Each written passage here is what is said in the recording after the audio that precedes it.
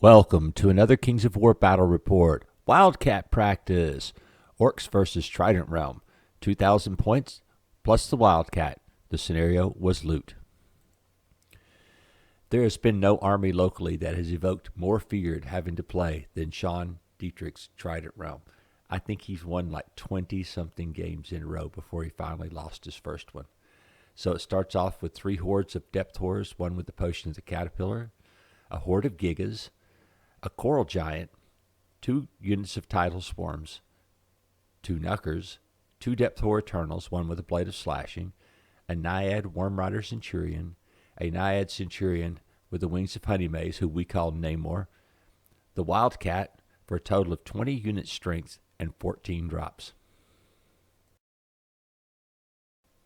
Over the last few weeks, I've been playing a 2,000 point version of Eric Trowbridge's Masters winning army, and I want to thank Eric for helping me out with some tactics and answering questions. He has been very, very responsive and just a perfect gentleman and a nice person. Starts out with 2 regiments of Morax, both with skull poles, 2 hordes of Great Axe with skull poles and the potion of the caterpillar on one of them, a horde of Axe with skull pole and a brew of sharpness, 5 regiments of Orclings, 3 crushers, one with all mounted, with a blade of slashing, mace of crushing, and one of them has the war bow of Kaba. Another crutcher with just a skull pole, yet a second crutcher with Gakamak's bloody banner, the sacred horn, and a skull pole. Finally, the Wildcat, for a total of 17 drops and 25 unit strength. All right, so let's go on to my deployment. First thing I started out with was the crusher mounted with the blade of slashing here on the far left, and that's a response to Sean has a knucker over here just out of the picture, so I had to do something to slow him down. Then my unit of Axe with the brew of sharpness. I usually put this unit on my end because he's trying to protect my flank, and he's the toughest of my units to take down. Then the Wildcat, and then yet another crusher.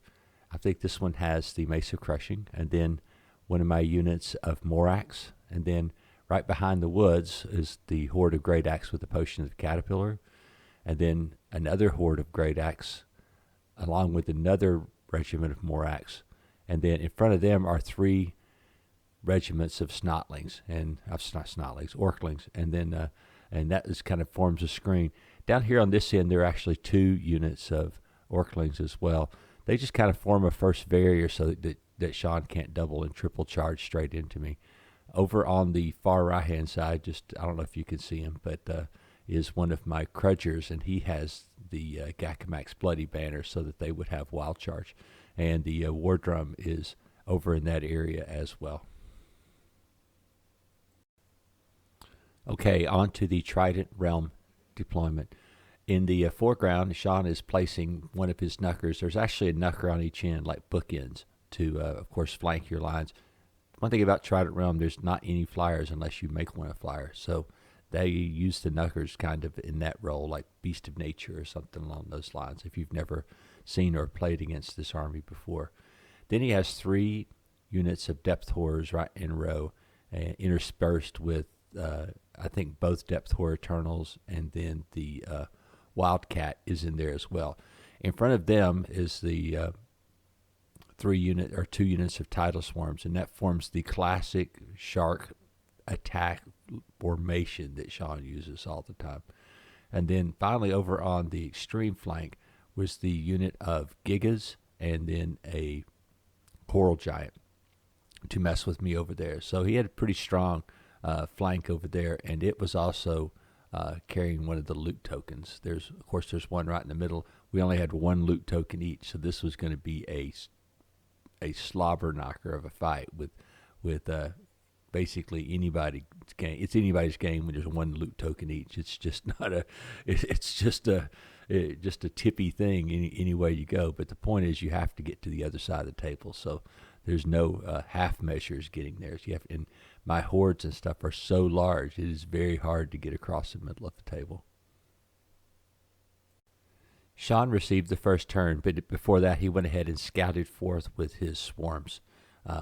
within the everything else just kind of moved forward, forming the fin, as I call it, of a shark formation with the swarms forward to try to lure me into making a mistake there.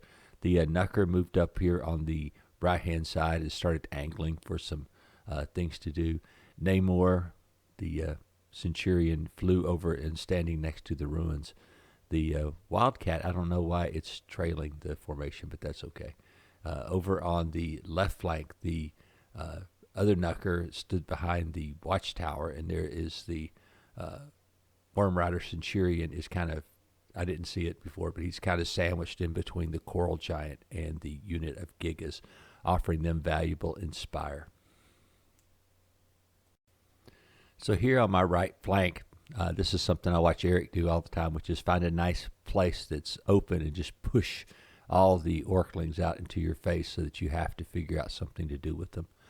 The everything else just moved forward 5 inches to stay online, not to present any little niche flanks.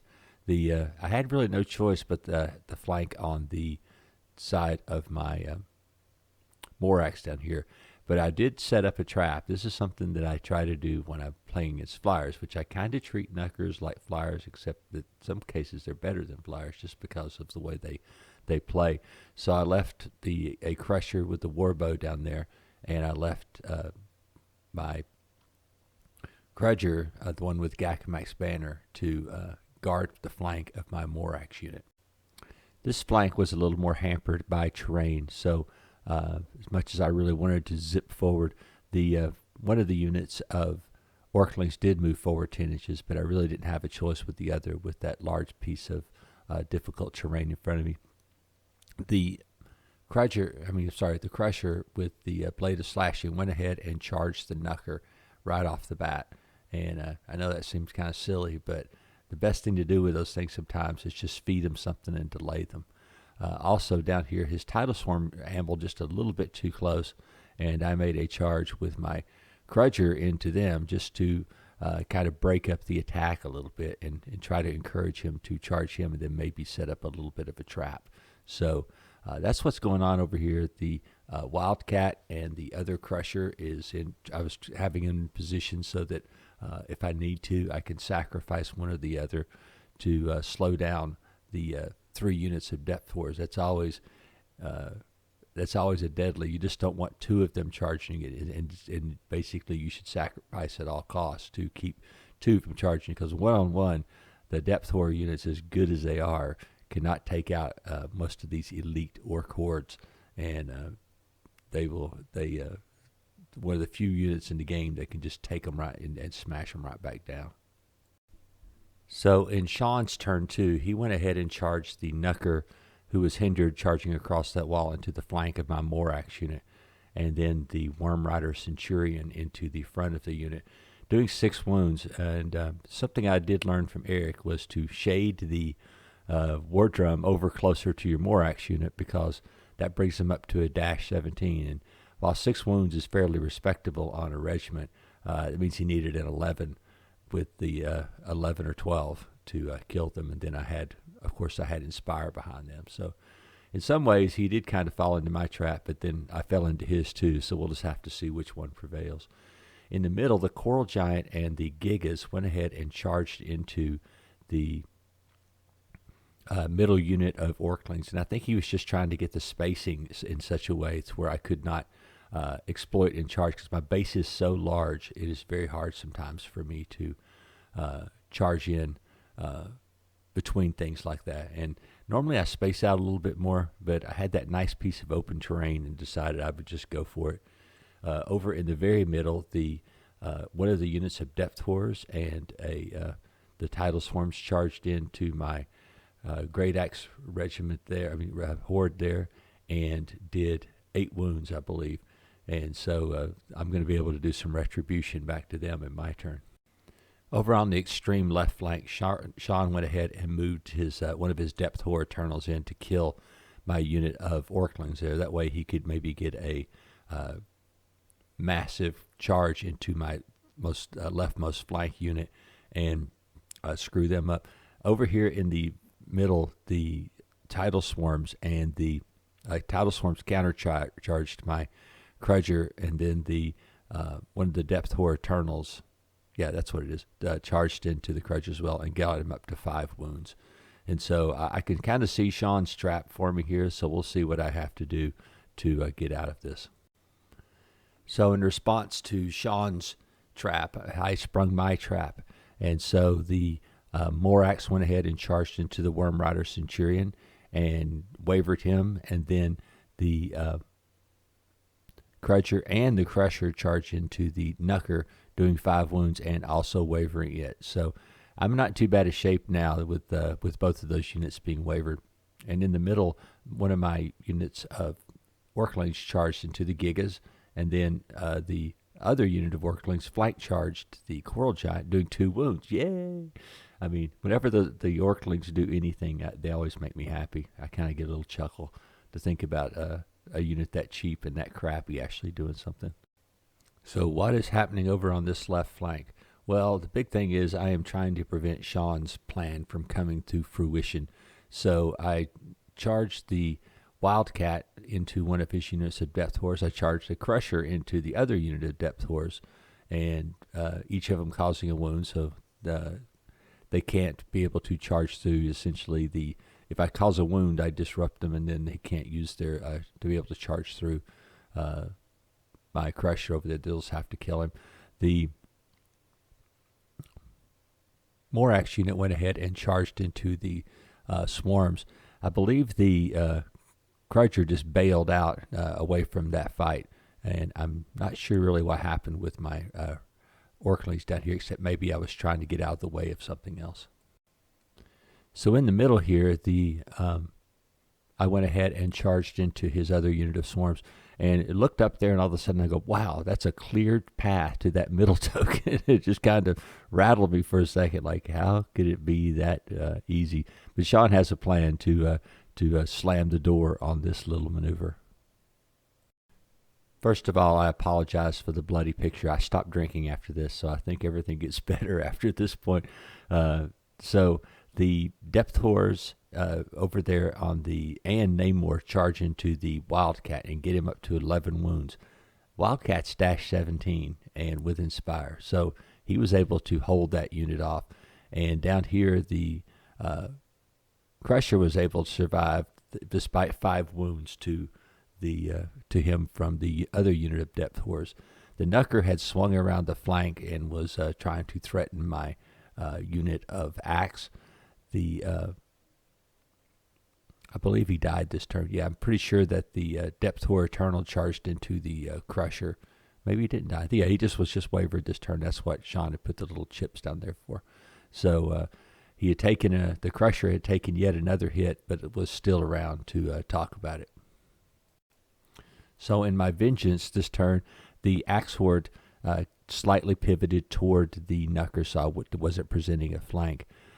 The Wildcat went ahead and charged into Namor, and I knew he was dead. It just was a matter of time, but I just wanted to keep delaying and keep pinning his forces down as much as possible. In the very middle here, the Crusher, who was not even wavered, and the unit of Morax went ahead and destroyed that unit of Depth Horrors, which was pretty cool. The Orklings down here turned around to face into his Depth Horror Eternal. Of course, earlier I destroyed his swarms, and now I would move that unit of Axe up. And like I said, you could see the path to the middle of the table was opening up, and plus his token was being carried by the Wildcat. So this was opening some possibilities for me, and at this point I was feeling pretty good about the game, at least on this left flank. On this flank, the Coral Giant finally finished off the unit of Orklings that was in his flank and just turned to face my army. And of course, I had killed the Knucker and the Worm Rider Centurion, and those guys are starting to move forward. The little symbols there, the little dots, are basically that I'd use the sculpt holes. I'm going to actually make some sculpt holes to put behind these units, so that way I can just take them away when they do them. In Sean's turn, he had moved the Wildcat over facing to the flank of his Gigas, and I know he had a plan, but I really can't remember what it was for. I think maybe he was going to try to run him behind those units, and thus avoid getting caught by my unit. My units are slow, and I'll admit it. And there's really chasing stuff is not a good thing in my army. So something Sean did really interesting here was he kept his gigas. He didn't charge into the Orclings because I'm so close to them, I can't get past them to charge, and everything was kind of jammed up. And like I said, I knew that from earlier in the game that could happen. But Sean wouldn't charge him. He just kept crab walking. Every time I'd move mine, he would move his over so that I couldn't get to him. So I'm just hoping that eventually I'll find a corner here somewhere and take him out. On this flank, Sean went ahead and finished off the Wildcat, along with his Depth Horror Eternal went ahead and finished off the Crudger. And so now he went ahead and moved him forward to sacrifice himself to allow, I'm trying to get to the middle, and now Sean's just kind of forming this thing, but he's kind of vulnerable on my left side here, but he's trying to jam up the middle. And like I said, my units don't move fast, so if he could get moving, he could potentially just get him away. The guy's got bow tokens, so he's going 5 a turn right now. So that lets me catch up because the unit over there, the Morax, has Wild Charge D3. So there's a good chance that I can catch up to him. On this flank, the Crusher moves up around the to get to the flank of the Coral Giant, and the Crudger moves up as well. I wasn't going to be able to get in this turn because I was too far behind, but I was trying to get around there to cut off that stupid Wildcat that was carrying both tokens. I was finally, without the Orclings in my way, I was able to charge the Great Axe into the Coral Giant. That's probably not a good outcome for him. And the Orclings went ahead and, I don't know if I charged. No, I probably didn't charge either. I probably just crab walked again over there with those Orclings and avoided fighting him. So that was kind of humorous. So on the left side here, instead of charging the Morax into his unit of Depth Horrors, I went ahead and charged the Axe Horde into them to try to keep them occupied. The Crusher, he moves around to both kind of cut off his Wildcat. The Morax went ahead and moved in to get close to the Wildcat there, and hopefully be able to catch him. I think I can get him, but if he goes away, I think I'm at the charge range, so I think he has to do something to extricate himself from the situation. Down here in the middle, the Depth Horror is going to die a horrible death catching the Orclings in the flank, and the Axe Horde, a Great Axe Horde with Caterpillar in the front. And so he is sacrificing himself bravely for the cause of fishdom. So the Coral Giant goes down in a blast of broken fragments, and starting to close the trap on the Wildcat with his 2 tokens. The kind of a mistake I made here, I got lazy with the War Drum because I really thought I was kind of past the point of needing it, and I should have moved it kind of to the left so that it sheltered both of these units of Great Axe. I didn't need it to shelter the Morax anymore. So I mean, that was as you get late term of a game, sometimes you get lazy, and that was a classic lazy moment for me because it should have been right between both of those Great Axe Hordes. And so by screwing around with him like this, it kind of messed me up. I only show you this picture again after explaining the poor positioning of my War Drum. Is the Knucker is off to the left of this unit of Great Axe, and this will be the last you see of them as the Knucker plows into them and just does amazing damage and slaughters them like a dog. I would have been just fine if the War Drum would have been there, but I didn't. Like I said, I was lazy with it, and so I was in trouble there. All right, here is Sean trying to salvage something of this game. Most of his units are gone, unfortunately for him. The Gigas and the Wildcat destroyed that little unit of Orclings that's been shielding him the whole time. And now the Wildcat is moving closer to me. My Orclings are facing the wrong way. So he's killed the Great Axe Horde, which is the most obvious way to have stopped him. But now I'm in trouble because I can't get to him. And like I say, my army is not the fastest. He had used Namor to kill my fast Crusher up on the upper flank. And that unit of Orc hordes had turned to face the Knucker. And so they're going the wrong direction. So we'll have to see how this happens. This was a really cool, intense part of the game. And it really shows the Atchman mantra of play the scenario, because I was having so much fun killing stuff. All of a sudden I was thinking, oh crap, I got to win the scenario. And usually I start the game thinking that. And this time I think it was going to bite me in the butt. In my turn, I charged the Morax into the Wildcat along with one of my Crushers and the War Drum. I'm trying to keep him from slipping out the front. And even with all those attacks, and I also turned the Orklings around to face the Knucker. Everything else just kind of converged because of where the Gigas were. I was able to flank charge them with the Great Axe Horde. And despite as much as I wanted to, I could not, even if I killed that unit, I could not go down here to help these guys, because if I did, I would give up my only sure point that I have. So I'm going to have to think about what happens next. I've got this right, all those great attacks, everything, and first roll I killed the Wildcat. The second roll was Snake Eyes, and it's like, are you kidding me? I had this game won, and now I'm going to roll freaking Snake Eyes at the very end, and my stuff is facing the wrong way. So I am in big trouble right here, and all Sean has to do is keep the Wildcat alive, or the Knucker to come in to pick up the tokens in case the Wildcat dies. So that Snake Eyes disaster cost me dearly. I lost my unit of Morax to the Knucker. So what we did do is fly Namor into there in between my Morax horde. My Morax regiment and the Wildcat. So I had a choice here. I could charge him. I could charge the Wildcat with the Crusher. He's at 8 wounds. He's -17. So that's probably not going to kill him. I have to get something else significant in there.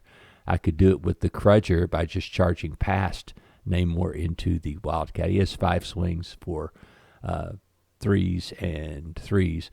My best bet, though, was to get that unit of Morax into his flank, and there was no way because of it. So what I was going to have to do was to charge Namor, hopefully kill him, and then proceed into the Wildcat. So that was going to be my plan. So the Morax charged and destroyed the Naiad Centurion, a.k.a. Namor, and then proceeded into the flank of the Wildcat. The Crusher went ahead with they had the Warbow, believe it or not, so when it survived the game, goes charging into the back of the Wildcat just to be sure. Over on the far left, the Axe Horde, who had been messing around, and the Orklings went ahead and charged into the back of the Knucker in case there was another turn. And so this time the Orcs had finished off the rest of the Trident. I don't think there's a single unit left on the table. So overwhelming victory as far as kills for the Trident for the Orcs. But the Orcs only won the game 1-0. So that was kind of eye-opening. That after all this, I won the game because I had 1 token on the other side of the table. Going to be totally honest with you. Over the last few months, Sean has totally dominated our local scene. And it wasn't till recently when our friend Jeremy moved back into town with his elves that showed that his army does have some vulnerabilities. And Sean had noticed at the Circle of Iron that he had struggled with an Orc army that has a lot of elite troops, which is what my army is. And so it kind of turns out it was a kind of a perfect storm things, but Sean has just been killing us with when we're using balanced armies. It's just been killer. I came close a couple of times, once with my rats and once with my I think actually once with undead, once with rats, and once with my kingdoms of men. I think I lost by 1 point in each of those games, but I just could not seal the deal on that army. And so around January 1st, I challenged him to a game with my new Empire of Dust army.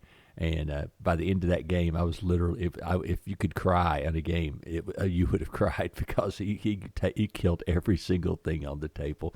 So his army, like I said, has been dominating the local scene, and a little bit of trepidation to play him with my tournament army, but I knew I needed to practice with it against another good army and against another great player. So that's why I rolled them out. I can't say anything bad about my Orc army. I mean, it has been operating to perfection, and the Wildcat as an addition has been nice. I mean, normally at the army is designed to play at 2,300, and what happens at anything less than that is that I start losing leadership.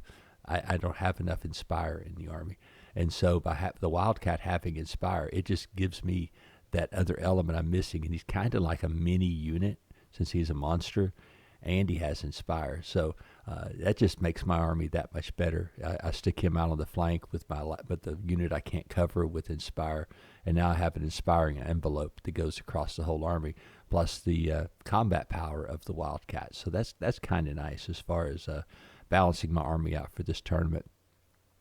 As far as Sean's army, like it's a proven army. It just kills stuff, and when he's able to form the shark formation, as I call it, it is damn near impossible to stop. So I think though that one of the things that happens in a gaming group is sometimes we're kind of inbred. I hate to say it that way, but we play each other so much that it's kind of hard to fool each other. Especially Craig and I. Good God, I look at him, and I'm like, you really think I'm going to fall for that? And we both laugh about it and go on.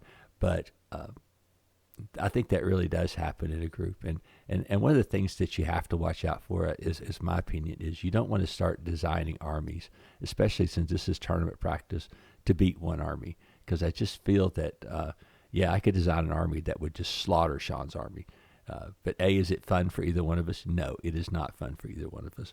And B, what happens I get in a tournament and run into, let's say I have a lot of shooting, then I run into a Night Stalker's army. Well, then I lose. It's an auto lose. So, I mean, it doesn't say that you shouldn't play one of those armies. I'm just saying is that, there's always a risk that you're going to take having an army that is skewed to one particular phase of the game. And my Orc army is basically skewed to fighting, but with the amount of chaff and stuff like that, it is really hard to deal with, because basically every unit in my army, every mainline unit, has two pieces of chaff that you have to get through to get to those units. So it lets me fight a lot of one-on-one battles the way I want to fight them, instead of the way the other person wants to fight them. So anyway, I hope you enjoyed the battle report. After a year, I finally beat Sean. I can't believe it, but it was a tight game. Sean did not give up. He played the scenario all the way down to the end. I actually thought he was going to win 2-1, and I was like, oh my God, after all this, he's going to win at the very end of the game with like two models on the table. So it just proves, though, that you need to keep playing. You need to keep fighting for that scenario, those scenario points, because that's the secret of winning this game. Thank you for watching, and I'll talk to you next week.